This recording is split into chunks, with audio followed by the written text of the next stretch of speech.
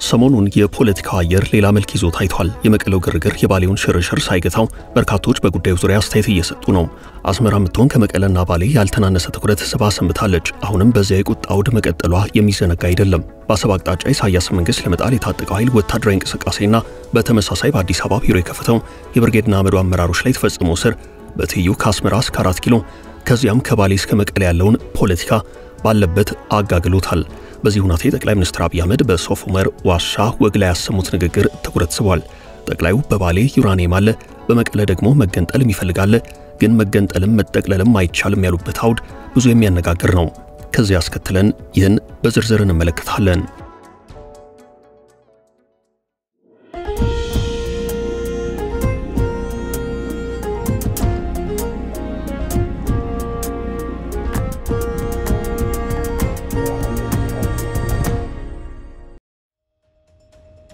ከዩራኒየም እስከ ነዳጅ ጠቅላይ ሚኒስትር አብይ አህመድ በሁለት አነጋጋሪ ጉዳዮች ላይ አስተያየት ሰጥተዋል። አንደኛው በቀይ ባህር ጉዳይ ሲሆን ሁለተኛው ደግሞ ከኒውክሌር ጋር የተያያዘ ነው።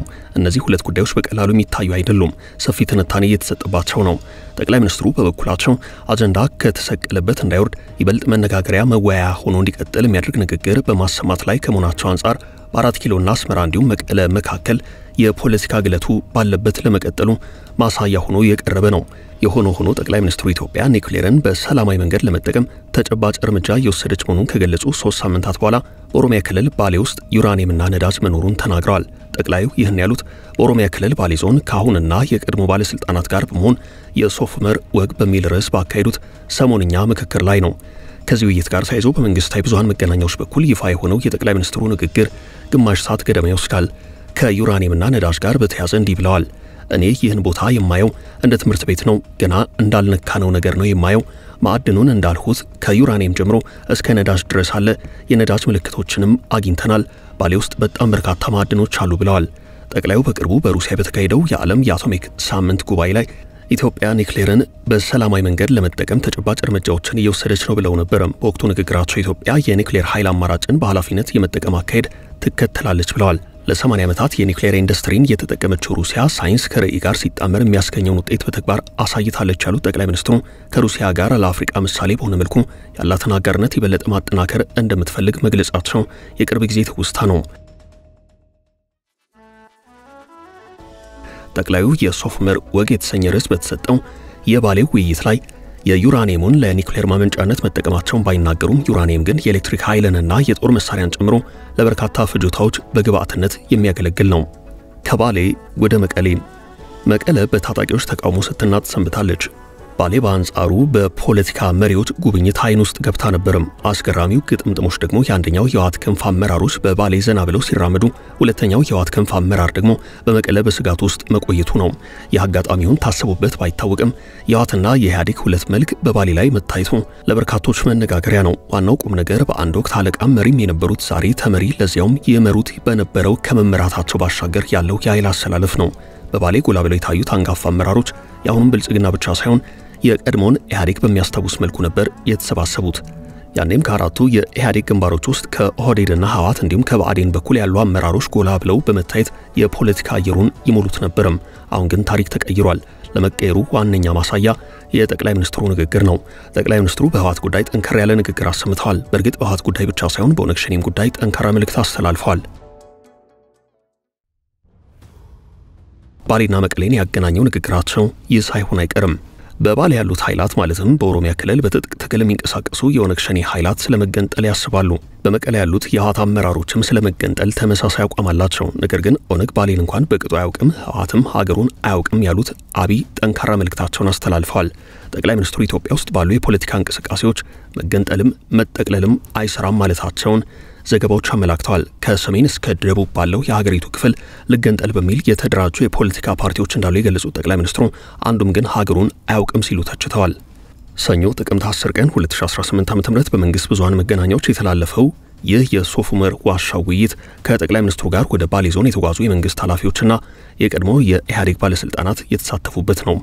2 ሰዓት ገደማ በተጠጋው በዚህ ውይይት በአብዛኛው ያተኮረው በባሌ ዞን የሚገኙ የተፈጥሮ ሀብቶችን ማልማትና መጠቀምን የተመለከተ ሲሆን ከዚያ በኋላ በመጨረሻ ላይ ጠቅላይ ሚኒስትሩ ያሰሙት ንግግር ያኛውን በልጦ በጉልህ ታይቷል። ጠቅላይ ሚኒስትሩ እንደ ሌሎች ተሳታፊዎች ሁሉ በአካባቢው ያለው ሀብት በሚገባው ልክ ባለመልማቱ የተሰማቸውን ቁጭት ገልጸዋል። አብረዋቸው የነበሩ አመራሮችን ደግሞ ሲያደንቋቸውም ሲተቿቸውም ሲጠይቋቸውም ታይተዋል። ከአድናቆት አንጻር የኦሮሚያ ክልል ርዕሰ መስተዳደር ሽመልስ አብዲሳ በሐሴት ተሞልተው መኖር እጓጓለሁ ባሌን ስመለከት ብለዋል። አቶ ሽመልስ ይህን ያሉት ጠቅላዩን በመደገፍ ነው። የቀድሞ የትግራይ ክልል ጊዜያዊ አስተዳደር ፕሬዝዳንት የአሁኑ የጠቅላይ ሚኒስትሩ የምስራቅ አፍሪካ ጉዳዮች አማካሪ ሚኒስትር ጌታቸው ረዳ ድሮ ወደ ባሌ ሆነም ሶፍ ዑመር ዋሻ የሚመጡት በቀደመው ስርዓት የነበሩ ባለስልጣናት ለመዝረፍ እንደሆነና ዘንድሮ ግን እንዲህ ያለ ድንቅ ነገር ለመመልከት የመምጣታቸውን ጉዳይ በአድናቆት ገልጸውታል። በዚህ መደናነቅ መሃል ኢትዮጵያ ውስጥ ሰላም የለም፣ ሰላም መቅደም አለበት የሚል ቅሬታ በተለያየ መንገድ እንደሚነሳ ተጠቅሷል። ለዚህ ምላሽ የሰጡት ጠቅላዩ ሰላም እንዲመጣ እንለምናለን፣ ሰላም እንዲመጣ እንሰራለን፣ ሰላም እስከሚመጣ ግን አንቀመጥም እናለማለን ብለዋል። ኢትዮጵያ ውስጥ ባለፉት 100 ዓመታት ሰላም አልነበረም። አሁን ፌስቡክ እና ዩቲዩብ ስላለ በየቀኑ ስለምንሰማው ነው እንጂ የበዛው ሰላም አልነበረም ሲሉ ተደምጠዋል። አያይዘውም ሽፍታ ኢትዮጵያ ውስጥ ጠፍቶ አያውቅም፣ ከነገስታቱ ጀምሮ የነበሩ የሀገር መሪዎች ጊዜያቸው በዘመቻ የተሞላ ነበር ብለዋል።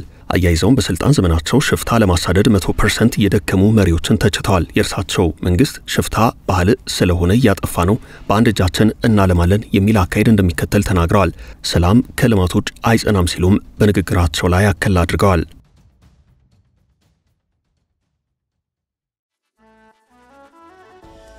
ጦርነቱ መቼ ይቆማል?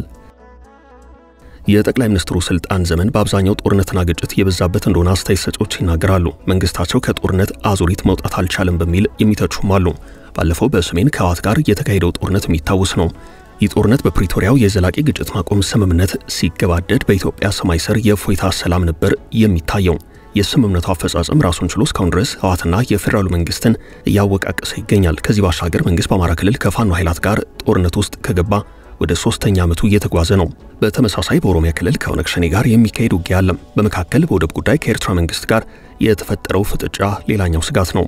የኤርትራ መንግስት በመቀለ ከህወሓት ጋር ጥምረት ፈጥሮ እየወጋኝ ነው የሚለው ክስ በፌደራሉ መንግስት በኩል ጉዳዩ በጥብቅ ተይዞ እስከ ተባበሩት መንግስታት ድርጅት ድረስ ሄዷል። እንዲህ ባለ ግራና ቀኝ ውጥረት ውስጥ የምትገኘው ኢትዮጵያን በተመለከተ ጠቅላይ ሚኒስትሩ እንዲህ ብለዋል። ኢትዮጵያ ትውልድ ተቀባብሎ የሚያጸናት ሀገር ትሆናለች። በትግራይ፣ በአማራ፣ በኦሮሚያና አንዳንድ አካባቢዎች የምናያቸው ጉዳዮች መልክ እየያዙ ይሄዳሉ ብለዋል። ነገር ግን ጦርነቱ በኃይል ይቁም በድርድር ያሉት ነገር የለም።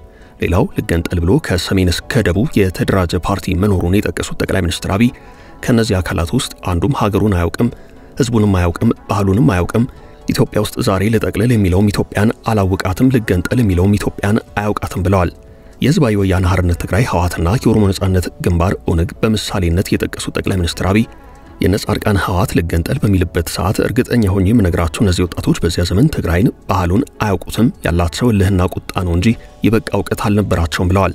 ኦነግ እንኳን ኦሮሚያን መገንጠል ቀርቶ የትውልድ ስፍራውን እንኳን በትክክል አያውቀውም፣ ባሌን አያውቅም፣ ሌላው ነጻ አውጪም እንደዚሁ ነው፣ የሶማሌውም የምናምኑም ሲሉ ትችታቸውን አጠቃለዋል። ለጠቅለል ባዩም ዘመኑን አያውቀውም ያሉት ጠቅላይ ሚኒስትር አብይ ብትፈልግም ባትፈልግም አይቻልም፣ ብትፈልግም ባትፈልግም አይቻልም፣ ያ ታሪክ አልፏል፣ ከኋላ ጋር መታሰር አያስፈልግም ብለዋል። ቀጠል አድርገው መገንጠል መጠቅለልም አይሰራም፣ መስማማት በትብብር ሁሉም ያለውን ሀብት እያወጣ እንዲለማ አድርጎ መኖር ብቻ ነው የሚያዋጣው ብለዋል። በዚህ ውይይት ላይ የተሳተፉት የብሔራዊ መረጃና ደህንነት አገልግሎት ዋና ዳይሬክተር ሬድዋን ሁሴን፣ የስራና ክህሎት ሚኒስትር ሙፈሪያት ካሚል፣ የመስኖና ቆላማ አካባቢ ሚኒስትር አብርሃም በላይና የከተማና መሰረተ ልማት ሚኒስትር ጫልቱ ሳኒ ናቸው። ከዚህ ውጪ ጠቅላይ ሚኒስትሩ የምስራቅ አፍሪካ ጉዳዮች አማካሪ ሚኒስትር ጌታቸው ረዳ፣ የማክሮ ኢኮኖሚ አማካሪ ግርማ ብሩና የማህበራዊ ጉዳዮች አማካሪ ዳንኤል ክብረት፣ የኦሮሚያ ክልል ርዕሰ መስተዳደር ሽመልስ አብዲሳ፣ የቀድሞ የክልሉ መሪዎች አባዱላ ገመዳ፣ ኩማ ደመቅሳ፣ ጁነዲን ሳዶ፣ ወርቅነህ ገበየሁ፣ የቀድሞ የትግራይ ክልል ጊዜያዊ አስተዳደር ምክትል ፕሬዝዳንት ሌተናል ጄኔራል ጻድቃን ገብረትንሳይ በአብዛኛው የጠቅላዩ ንግግር ደግፈው አድናቆታቸውን ገልጸዋል። የመሆኑ በጦርነትና በሰላም ጉዳይ ተጠይቀው የሰጡት ምላሽ ጦርነት በእርሳቸው ዘመን እንዳልጀመረና በኢትዮጵያ የ100 ዓመታት ታሪክ ተመሳሳይ ነገር የነበረ መሆኑን አስታውሰው ጦርነት አለ ብለን እጃችንን አጣጥፈን አንቀመጥም፣ በጎን እያለማን በጎን ደግሞ ለዚሁ የሰላም ጉዳይ ለመፍትሄው እንሰራለን ብለዋል።